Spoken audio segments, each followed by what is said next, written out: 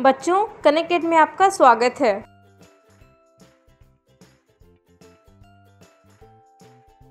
बच्चों, आज हम पढ़ेंगे पाठ राष्ट्रीय अर्थव्यवस्था की जीवन रेखाएं। इस पाठ में हम निम्नलिखित विषयों के बारे में जानकारी प्राप्त करेंगे: परिवहन, संचार सेवाएं, अंतर्राष्ट्रीय व्यवहार, पाठ से जुड़े प्रश्न उत्तर। हम अपने प्रतिदिन के जीवन में विभिन्न सामग्रियों एवं सेवाओं का प्रयोग करते हैं। इसमें से कुछ हमारे आसपास उपलब्ध होती हैं, जबकि कुछ अन्य चीज़ों की ज़रूरतें दूसरे स्थान से लाकर पूरी की जाती हैं। वस्तुएं तथा सेवाएं मांग स्थल से आपूर्ति स्थल पर अपने आप नहीं पहुंच जाती। वस्तुओं तथा सेवाओं की आपूर्ति स्थानों से मांग स्थानों तक ले जाने हेतु परिवहन की आवश्यकता होती है। कुछ व्यक्ति इसको उपलब्ध करवाने में संलग्न हैं। जो व्यक्ति उत्पाद को परिवहन द्वारा उपभोक्ताओं तक पहुँचाते हैं उन्हें व्यापारी कहा जाता है। अतः एक देश के विकास की गति वस्तुओं तथा सेवाओं के उत्पादन के साथ उनकी एक स्थान से दूसरे स्थान तक वाहन की सुविधा पर भी निर्भर करता है। इसीलिए सक्षम परिवार के साधन तीव्र विकास हेतु पूर्व अपेक्षित है। वस्तुओं तथा सेवाओं का लाना ले जाना पृथ्वी के 3 महत्वपूर्ण क्षेत्रों पर किया जाता है: स्थल, जल तथा वायु। इन्हीं के आधार पर परिवहन को स्थल, जल व वायु परिवहन में वर्गीकृत किया जाता है। बहुत समय तक व्यापार तथा परिवहन सुविधा एक सीमित क्षेत्र तक ही किया जाता था। विज्ञान तथा प्रौद्योगिकी के विकास के साथ व्यवहार व परिवहन के प्रभाव क्षेत्र में विस्तृत वृद्धि हुई है।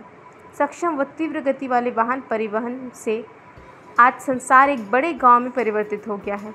परिवहन का यह विकास संचार साधनों के विकास की सहायता से ही संभव हो सका है। इसीलिए परिवहन, संचार व व्यापार एक दूसरे के पूरक हैं। भारत अपने विशाल आकार, विविधताओं, भाषाई तथा सामाजिक व सांस्कृतिक बहुलताओं के बावजूद संसार के सभी क्षेत्रों में सुचारू रूप से जुड़ा हुआ है।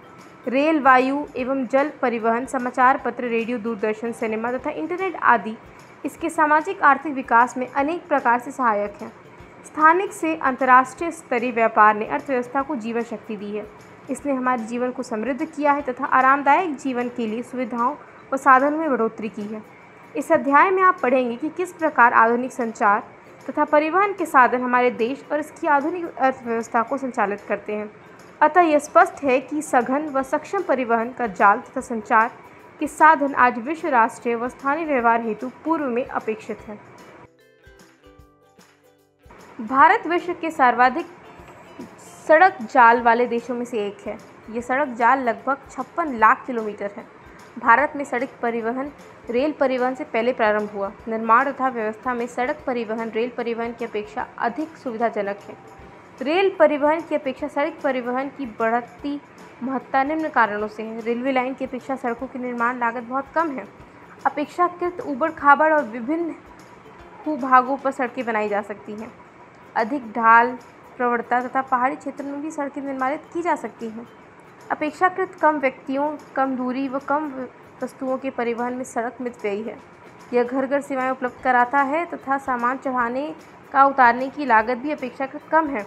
सड़क परिवहन अन्य परिवहन साधनों के उपयोग में कड़ी के रूप में भी कार्य करता है, जैसे सड़कें रेलवे स्टेशन, वायु और समुद्री पथनों को जोड़ती है। भारत में सड़कों की सक्षमता के आधार पर इन्हें 6 वर्गों में वर्गीकृत किया गया है। राष्ट्रीय राजमार्गों के मानचित्र देखें तथा इन सड़कों की महत्वपूर्ण भूमिका बताएं। स्वर्णिम चतुर्भुज महाराजमार्ग। भारत सरकार ने दिल्ली, कलकत्ता, चेन्नई, मुंबई व दिल्ली को जोड़ने वाली 6 लेन वाली महाराजमार्गों की सड़क परियोजना प्रारंभ की है। इस परियोजना के तहत 2 गलियारे प्रस्तावित हैं। प्रथम उत्तर दक्षिण गलियारा जो श्रीनगर को कन्याकुमारी से जोड़ता है, तथा द्वितीय जो पूर्व पश्चिम गलियारा जो सिलचर तथा पोरबंदर को जोड़ता है। इस महाराजमार्ग का प्रमुख उद्देश्य भारत के मेगा सिटी के मध्य की दूरी व परिवहन समय को न्यूनतम करना है। यह राजमार्ग परियोजना भारत के राष्ट्रीय राजमार्ग प्राधिकरण के क्षेत्र के अधिकार में है। राष्ट्रीय राजमार्ग देश के दूरस्थ भागों को जोड़ते हैं। यह प्राथमिक सड़क तंत्र है जिसका निर्माण व रखरखाव केंद्रीय लोक निर्माण विभाग के अधिकार क्षेत्र में है। अनेक प्रमुख राष्ट्रीय राजमार्ग उत्तर से दक्षिण तथा पूर्व से पश्चिम में फैले हैं। दिल्ली व अमृतसर के मध्य ऐतिहासिक शेर शाह सूरी राष्ट्रीय राजमार्ग संख्या 1 के नाम से जाना जाता है। क्रियाकलाप। राष्ट्रीय राजमार्ग संख्या 1 और 2 के मार्ग पर आने वाले स्थानों के नाम बताएं। राज्य राजमार्ग। राज्यों की राजधानी को जिला मुख्यालय से जोड़ने वाली सड़कें राज्य राजमार्ग कहलाती हैं। राज्य तथा केंद्र शासित क्षेत्रों में इनकी व्यवस्था तथा निर्माण का दायित्व राज्य के सार्वजनिक निर्माण विभाग का होता है। जिला मार्ग, ये सड़कें जिले के विभिन्न प्रशासनिक केंद्रों को जिला मुख्यालय से जोड़ती हैं। इन सड़कों की व्यवस्था का उत्तरदायित्व जिला परिषद का है। अन्य सड़कें इन वर्गों के अंतर्गत बेसन की आती हैं, जो ग्रामीण क्षेत्र तथा गाँव को शहरों से जोड़ती हैं। प्रधानमंत्री ग्रामीण सड़क योजना के तहत इन सड़कों के विकास को विशेष प्रोत्साहन मिला है। इस परियोजना के कुछ विशेष प्रावधान हैं, जिसमें देश के प्रत्येक गांव को मुख्य शहरों से पक्की सड़कों द्वारा जोड़ना प्रस्तावित है। सीमांत सड़कें, उपरोक्त सड़कों के अतिरिक्त भारत सरकार प्राधिकरण के अधीन सीमा सड़क संगठन है, जो देश के सीमांत क्षेत्रों में सड़क का निर्माण और उसका देखरेख करता है।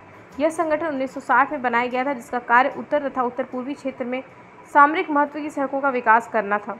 इन सड़कों के विकास से दुर्गम क्षेत्रों में अभिगम्यता बढ़ी है तथा इन क्षेत्रों के विकास में भी सहायक हुई है। सड़क निर्माण के प्रयुक्त पदार्थ के आधार पर भी सड़कों को कच्ची अथवा पक्की सड़कों में वर्गीकृत किया गया है। पक्की सड़कें सीमेंट, कंक्रीट एवं तारकोल द्वारा निर्मित होती हैं, अतः ये 12 सड़कें हैं। कच्ची सड़कें वर्षा ऋतु में अनुपयोगी हो जाती हैं। रेल परिवहन, भारत में रेल परिवहन वस्तु तथा यात्रियों के परिवहन का प्रमुख साधन है। रेल परिवहन अनेक कार्यों में सहायक है, जैसे व्यापार, भ्रमण, तीर्थ यात्राएं, लंबी दूरी तक सामान का परिवहन आदि। एक प्रमुख परिवहन के साधन के अतिरिक्त पिछले 150 वर्षों में अधिक समय से भारतीय रेल एक महत्वपूर्ण समन्वयक के रूप में जानी जाती है। भारतीय रेलवे देश की अर्थव्यवस्था, उद्योग अथवा कृषि के तीव्र गति से विकास के लिए उत्तरदायित्व है। भारत रेल परिवहन को 16 रेल प्रखंडों में पुनर्संकलित किया गया है। क्रियाकलाप, वर्तमान रेल प्रखंड पर उनके मुख्यालय बताएं। भारत के मानचित्र पर रेल प्रखंडों के मुख्यालयों को प्रदर्शित करें। देश में रेल परिवहन के वितरण को प्रभावित करने वाले कारकों में भू आकृतिक, आर्थिक और प्रशासनिक कारक प्रमुख हैं। उत्तरी मैदानी, अपनी विस्तृत समतल भूमि, सघन जनसंख्या घनत्व, संपन्न कृषि व प्रचुर संसाधनों के कारण रेल परिवहन के विकास व वृद्धि में सहायक रहा है। यद्यपि असंख्य नदियों के विस्तृत जल मार्गों पर पुलों के निर्माण में कुछ बाधाएं आई हैं। प्रायद्वीप भारत में रेल मार्ग उबड़ खाबड़ पहाड़ी क्षेत्रों, छोटे पहाड़ियों और सुरंगों आदि से होकर गुजरते हैं। हिमालय पर्वतीय क्षेत्र में भी दुर्लभ उच्चवाच, विरल जनसंख्या तथा आर्थिक अवसरों की कमी के कारण रेल लाइन के निर्माण में प्रतिकूल परिस्थितियां उत्पन्न कराता है। इस प्रकार पश्चिमी राजस्थान, गुजरात के दलदली भाग, मध्य प्रदेश के वन क्षेत्र, छत्तीसगढ़, उड़ीसा और झारखंड में रेल लाइन निर्माण करना कठिन है। सह्याद्री तथा उससे संदिग्ध को भी घाट या दर्रों के द्वारा ही पार कर जाना संभव है। कुछ वर्ष पहले भारत में महत्वपूर्ण आर्थिक क्षेत्र में पश्चिमी तट के साथ कोंकण रेलवे के विकास ने यात्री व वस्तुओं के आवागमन को सुविधाजनक बनाया है। यद्यपि यहाँ असंख्य समस्याएं भी हैं, जैसे भूस्खलन तथा किसी भाग में रेलवे ट्रैक का धंसना आदि। आज राष्ट्रीय अर्थव्यवस्था में परिवहन के अन्य सभी संसाधनों की अपेक्षा रेल परिवहन प्रमुख हो गया है। यद्यपि रेल परिवहन समस्याओं से मुक्त नहीं है। बहुत से यात्री बिना टिकट यात्रा करते हैं। रेल संपत्ति की हानि तथा चोरी सी समस्याएं भी पूर्णतः समाप्त नहीं हुई हैं।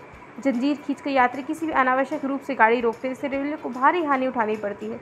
ज़रा सोचिए, हम अपनी रेलगाड़ियों को निर्धारित समय पर चलने में कैसे मदद कर सकते हैं। भारत के परिवहन मानचित्र पर पाइपलाइन एक नया परिवहन का साधन है। पहले पाइपलाइन का उपयोग शहरों व उद्योग में पानी पहुंचाने हेतु होता था। आज इसका उपयोग कच्चा तेल, पेट्रोल उत्पाद तथा तेल से प्राप्त प्राकृतिक तथा गैस क्षेत्रों से उपलब्ध गैस शोधनशालाओं, उर्वरक कारखाना व बड़े ताप विद्युत गृह तक पहुँचाने में किया जाता है। ठोस पदार्थों को तरल अवस्था में परिवर्तित कर पाइपलाइनों द्वारा ले जाया जाता है। सुदूर आंतरिक भागों में स्थित जैसे बरौनी, मथुरा, पानीपत तथा गैस पर आधारित उर्वरक कारखानों की स्थापना पाइपलाइनों के जल के कारण ही संभव हो पाई है। पाइपलाइन बिछाने की प्रारंभिक लागत अधिक है, लेकिन इसको चलाने की लागत न्यूनतम है। वाहनतरण देरी तथा हानियों इसमें लगभग नहीं के बराबर हैं। देश में पाइपलाइन परिवहन के 3 प्रमुख जाल हैं। ऊपरी असम के तेल क्षेत्र से गुवाहाटी, बरौनी व इलाहाबाद के रास्ते कानपुर तक। इसकी एक शाखा बरौनी से राजबंद होकर हल्दिया तथा दूसरा राजबंद से मौरीग्राम तक तथा गुवाहाटी सिलीगुड़ी तक है। गुजरात में सलाया से वीरमगांव, मथुरा, दिल्ली व सोनीपत के रास्ते पंजाब में जालंधर तक। इसकी अन्य शाखा वडोदरा के निकट कोयली को चक्षु व अन्य स्थानों से जोड़ती है। गैस पाइपलाइन गुजरात में हजीरा को उत्तर प्रदेश में जगदीशपुर से मिलाती है। यह मध्य प्रदेश के विजयपुर के रास्ते से होकर जाती है।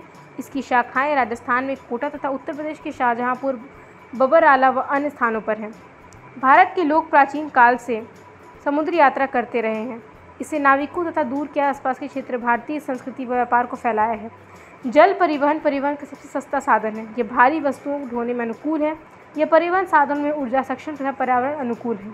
भारत में अन्य स्थलीय नौ संचालन जलमार्ग 14,500 किलोमीटर लंबा है। इसे केवल 56,085 किलोमीटर मार्ग ही मशीनीकृत नौकाओं द्वारा तय किया जाता है। निम्न जलमार्गों को भारत सरकार द्वारा राष्ट्रीय जलमार्ग घोषित किया गया है। हल्दिया तथा इलाहाबाद के मध्य गंगा जल मार्ग को 1620 किलोमीटर लंबा है।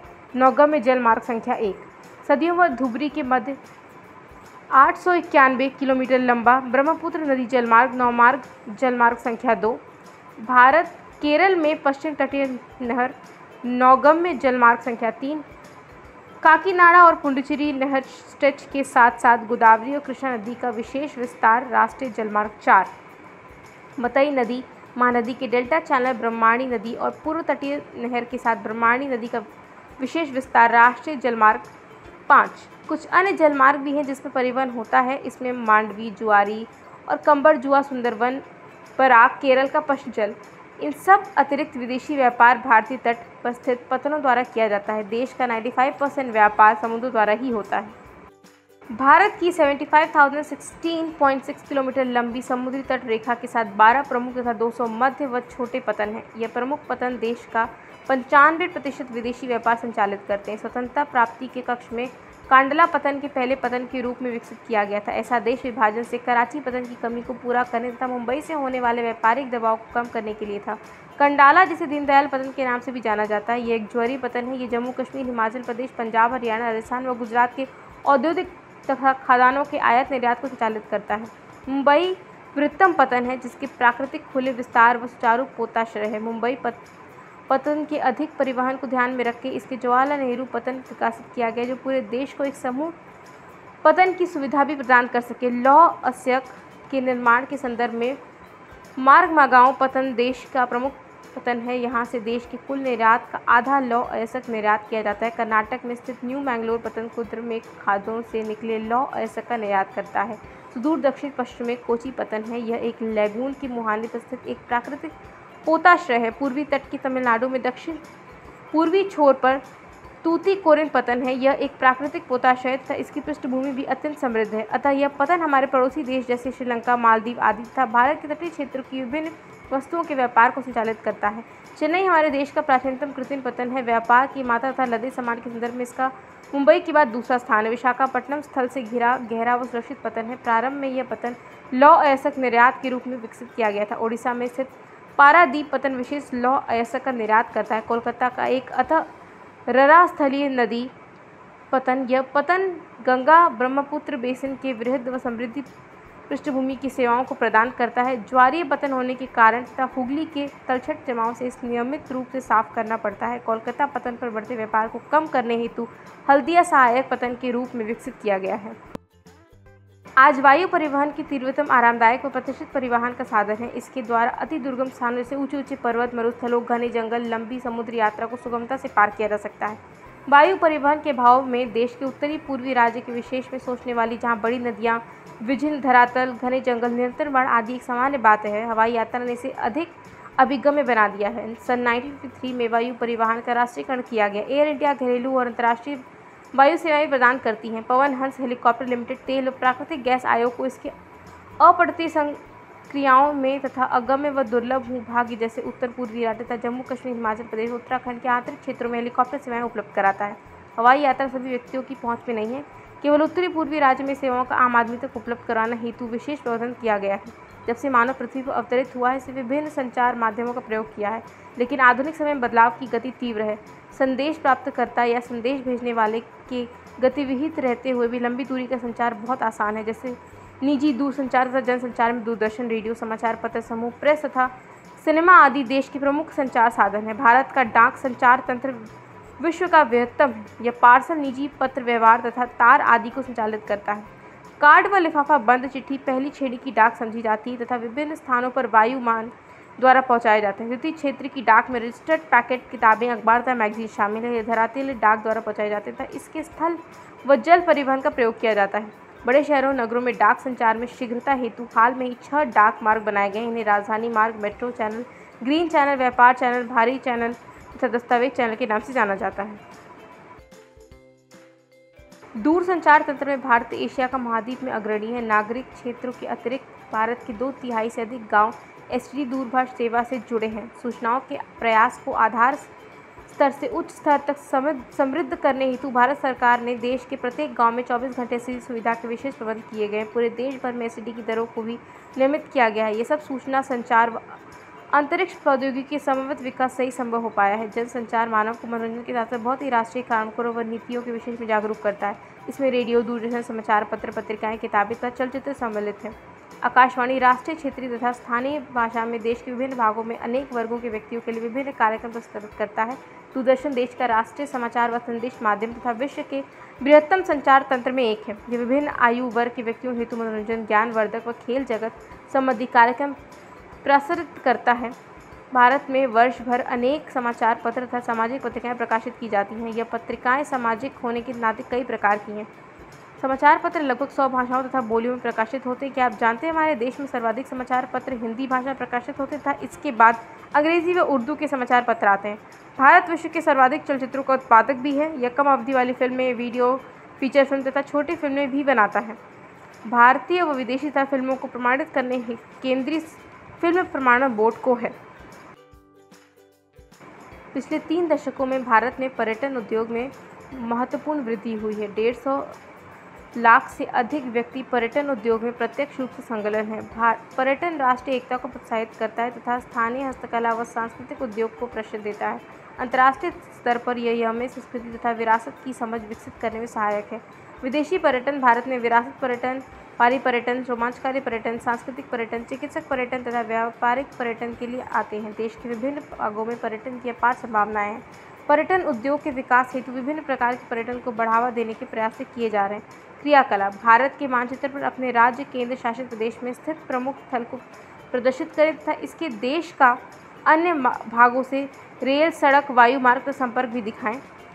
कक्षा में चर्चा करें। आपके राज्य केंद्र शासित प्रदेश में किस प्रकार का पर्यटन विकसित किया जा सकता है और क्यों? आपके राज्य केंद्र शासित प्रदेश में किन क्षेत्रों का पर्यटन विकसित किया जा सकता है और क्यों?